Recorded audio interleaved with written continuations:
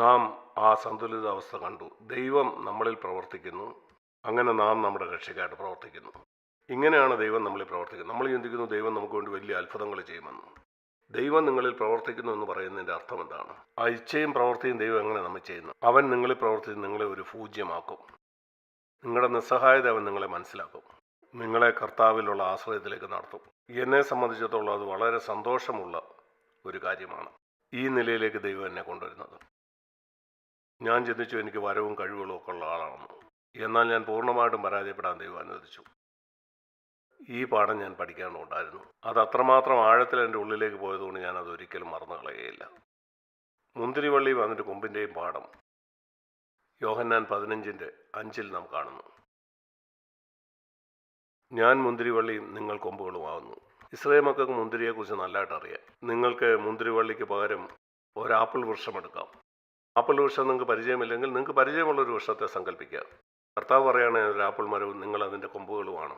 അതിലാണ് ഈ ആപ്പിൾ ഉണ്ടാകുന്നത്. എന്നാൽ ഈ ആപ്പിളിൻ്റെ കൊമ്പിന് ആപ്പിൾ മരത്തിൽ വസിച്ചിട്ടല്ലാതെ ഫലം പുറപ്പെടുവിക്കാൻ കഴിയില്ല. 4-ാം വാക്യത്തിൽ എന്നിൽ വസിക്കാതെ നിങ്ങൾക്കും കഴിയില്ല. എന്നിൽ വസിക്കുന്നെങ്കിൽ നിങ്ങൾക്ക് വളരെ ഫലം കഴിക്കാൻ കഴിയും. ഈ പാഠമാണ് നമ്മളെല്ലാവരും പഠിക്കേണ്ടത്. യോഹന്നാൻ 15:5. എന്നെ പിരിഞ്ഞ് നിങ്ങൾക്കൊന്നും ചെയ്യാൻ കഴിയില്ല. എനിക്കിത് അറിയാമെന്ന് നമ്മൾ ചിന്തിക്കും. ഞാൻ ചിന്തിച്ചു എനിക്കിത് അറിയാമെന്ന്. എന്നാൽ നമ്മൾ വളരെ സ്വയവിശ്വാസമുള്ളവരാണ്. നാം പൂർണ്ണമായിട്ടും പരിച്ഛേദനയേറ്റവരല്ല. മിക്ക സമയത്തും നമ്മുടെ പരിച്ഛേദന 360 ഡിഗ്രി അല്ല. അത് ഭാഗികമാണ്. നമുക്കിപ്പോഴും നമ്മളിൽ തന്നെ ഈ വിശ്വാസമുണ്ട്. എങ്കിൽ ദൈവത്തിന് നമ്മളിൽ കൂടുതൽ പ്രവർത്തിക്കണം. ലാസർ മരിക്കാനായിട്ട് അവൻ കാത്തിരുന്ന പോലെ തന്നെ നമ്മുടെ സ്വയത്തിൽ മരിക്കാനായിട്ട് അവൻ നമുക്കായിട്ടും കാത്തിരിക്കുകയാണ്. യേശു ചെയ്ത അനേക അത്ഭുതങ്ങളുടെയും പാഠം അതാണ്. ഞാൻ ചിന്തിക്കുന്നു കനാവിലെ കല്യാണത്തിന് അവൻ പോകുമ്പം അവിടുത്തെ വീഞ്ഞ് തീരുമെന്ന് അവൻ അറിഞ്ഞിരുന്നുവെന്ന്. നിങ്ങളങ്ങനെ ചിന്തിക്കുന്നില്ലേ? ഭാവിയിൽ നടക്കുന്ന പല കാര്യങ്ങളെക്കുറിച്ച് അവനറിയാം. എന്നാൽ അവിടെ അവൻ ഒന്നും ചെയ്തില്ല. അവൻ എപ്പോഴാണ് വെള്ളത്തെ വീഞ്ഞാക്കിയത്? ആ വീഞ്ഞ് പൂർണ്ണമായിട്ട് തീർന്നപ്പം. നിങ്ങൾക്കറിയാം, ആളുകൾ വിവാഹത്തിന് വേണ്ടി ഒരുങ്ങുമ്പോൾ അവരെപ്പോഴും കൂടുതൽ കരുതും. കാരണം ഭക്ഷണം തീർന്നു പോകരുതല്ലോ. ആ നാളുകളിൽ അവർ വീഞ്ഞു കൊടുക്കുമായിരുന്നു. അവർ വളരെ ശ്രദ്ധയോടെ അത് കരുതി കാണും. എന്നാൽ അവരുടെ എല്ലാ കരുതലും പരാജയമായി. ആ വീഞ്ഞ് മുഴുവനും തീർന്നപ്പം അവർ യേശുവിൻ്റെ അടുക്ക് വന്നു. ഞങ്ങളുടെ വീഞ്ഞ് മുഴുവൻ തീർന്നു. അപ്പോഴാണ് കർത്താവ് ഒരു അത്ഭുതം ചെയ്തത്.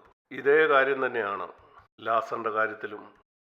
രാത്രി മുഴുവൻ മീൻ പിടിക്കാൻ ശ്രമിച്ചപ്പോഴും ആ കല്യാണത്തിനുമെല്ലാം കാണുന്നു. യോഹന്നാന്റെ സുവിശേഷത്തിൽ മറ്റൊരു ഉദാഹരണം ഞാൻ കാണിക്കാം. 5-ാം അധ്യായത്തിൽ യേശു ആ ബെഥേസ്ദാ കുളക്കരയിൽ ചെന്നപ്പോൾ യോഹന്നാന്റെ സുവിശേഷം 5:2 വായിക്കുന്നു.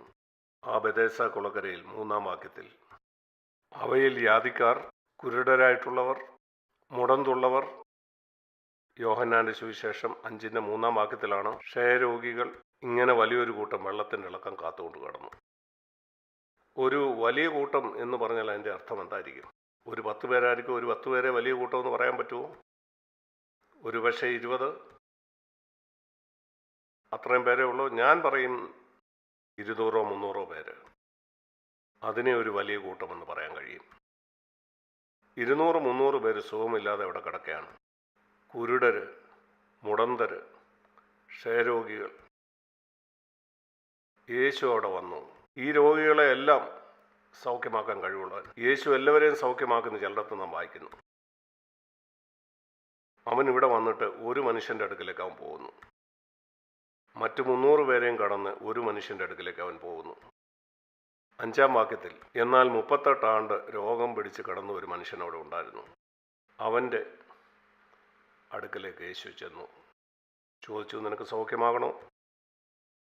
അവിടെ കാണുന്നു താനൊരു ശൂന്യതയിലേക്ക് വന്നു. 7-ാം വാക്യം എനിക്കൊരു പ്രതീക്ഷയുമില്ല.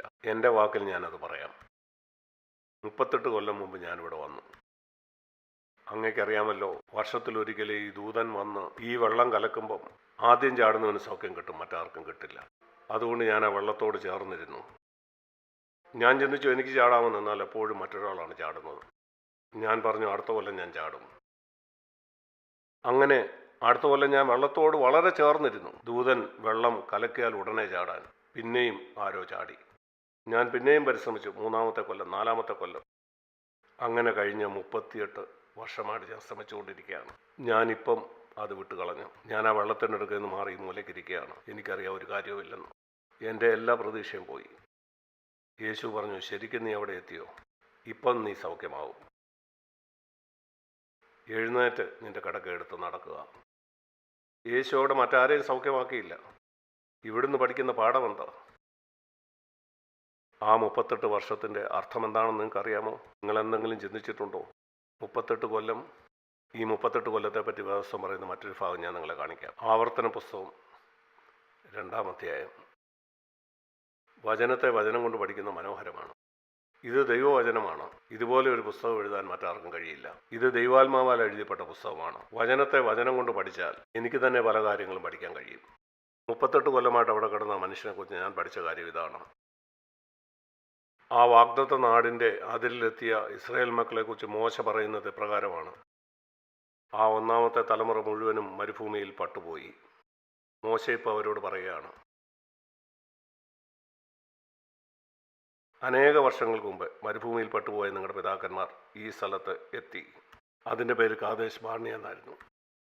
മിസ്രൈമിൽ നിന്ന് അവർ പുറപ്പെട്ട ശേഷം 2 വർഷം കഴിഞ്ഞപ്പം അവരിവിടെ എത്തിയിരുന്നു. ദൈവം പറഞ്ഞു, പോയി ആ ദേശം അവകാശമാക്കുക. 2 കൊല്ലമേ ആയുള്ളൂ. അവർ ചാരന്മാരെ അയച്ചു. അവർ മടങ്ങി വന്ന് പറഞ്ഞു, അത് മനോഹരമായൊരു സ്ഥലമാണ്. എന്നാൽ 10 പേര് പറഞ്ഞു, അത് നമുക്ക് അവകാശമാക്കാൻ കഴിയും. അവിടുത്തെ മല്ലന്മാർ വലിയവരാണ്. യോശുവയും കാലവും മാത്രമേ അതിനെ അനുകൂലിച്ചുള്ളൂ. എന്നാൽ ആ 6 ലക്ഷം പേരും മറ്റ് 10 പേര് പറഞ്ഞതാണ് അംഗീകരിച്ചത്. നമ്മൾ പോകുന്നില്ല, നമ്മൾ മരിക്കും. ദൈവം പറഞ്ഞു, ഞാൻ നിങ്ങളോട് ചെയ്യാൻ പറഞ്ഞതിന് നിങ്ങൾ മറുതലിക്കുകയാണോ? ഇപ്പം 2 കൊല്ലം കഴിഞ്ഞു. വരുന്ന 38 കൊല്ലം നിങ്ങൾ അലഞ്ഞു തിരിയേണ്ടി വരും. ഇവിടെയാണ് 38 കൊല്ലം വരുന്നത്. നിങ്ങൾ പൂജ്യമാകുന്നവരെ നിങ്ങൾ മരുഭൂമിയിൽ കൂടെ അലഞ്ഞ് തിരിയേണ്ടതായിട്ട് വരും. നിങ്ങൾ ശൂന്യമായി കഴിയുമ്പോൾ ഞാൻ ഈ ദേശത്തേക്ക് നിങ്ങളെ കൊണ്ടുവരും. ആവർത്തന പുസ്തകം 2:14 കാണുന്ന അതാണ്. നാം കേദേശ് ബാർണിയയിൽ നിന്ന് പുറപ്പെട്ടത് മുതൽ സേരേത്തോട് കടക്കും വരെയുള്ള കാലം 38 സംവത്സരമായിരുന്നു. ഈ 38 കൊല്ലം എന്ത് സംഭവിച്ചു? യോദ്ധാക്കളായിരുന്ന തലമുറയൊക്കെയും മുടിഞ്ഞുപോയി. അവരുടെ ബലമെല്ലാം ഇല്ലാതായി. അതിനുശേഷമാണ് അവർ കനാനിൽ പ്രവേശിച്ചത്. 38 കൊല്ലമായിട്ട് കുളക്കരയിൽ കിടക്കുന്ന ഈ മനുഷ്യൻ്റെ പ്രത്യേകത, ന്യായപ്രമാണത്തിന് കീഴിലുള്ള ഒരു മനുഷ്യൻ്റെ ചിത്രമാണിത്. മിസ്രൈം പാപത്തിൻ്റെ ഒരു ചിത്രമാണ്. മരുഭൂമി ന്യായപ്രമാണത്തിന് കീഴിലുള്ള ഒരു മനുഷ്യൻ്റെ ചിത്രമാണ്. ജയജീവിതത്തിലേക്ക് ഒരിക്കലും വരാൻ കഴിയാത്തൊരു മനുഷ്യൻ. നിങ്ങൾ കൃപയ്ക്ക് കീഴിലായിരിക്കുമ്പോൾ പാപം നിങ്ങളുടെ മേൽ കർത്തൃത്വം നടത്തത്തില്ല. ന്യായപ്രമാണത്തിന് കീഴിൽ പാപം നിങ്ങളുടെ മേൽ കർത്തൃത്വം നടത്തും. അതാണ് റോമർ 6:14. ആരെങ്കിലും പാപത്തിനടിയിലാണ് ജീവിക്കുന്നെങ്കിൽ അവൻ തെളിയിക്കുന്നവൻ ന്യായപ്രമാണത്തിന് കീഴിലാണെന്നാണ്. അവനതറിയില്ലായിരിക്കും. പ്രമാണത്തിന് കീഴിലെന്ന് പറഞ്ഞാൽ എന്താണ്? ശ്രമിച്ച് ശ്രമിച്ച് ശ്രമിച്ച് ദൈവത്തെ പ്രസാദിപ്പിക്കുന്നതാണ്. 1500 കൊല്ലം ഇസ്രായേൽ മക്കൾ ചെയ്ത അതാണ്. അവരൊരിക്കലും ജയിച്ചില്ല.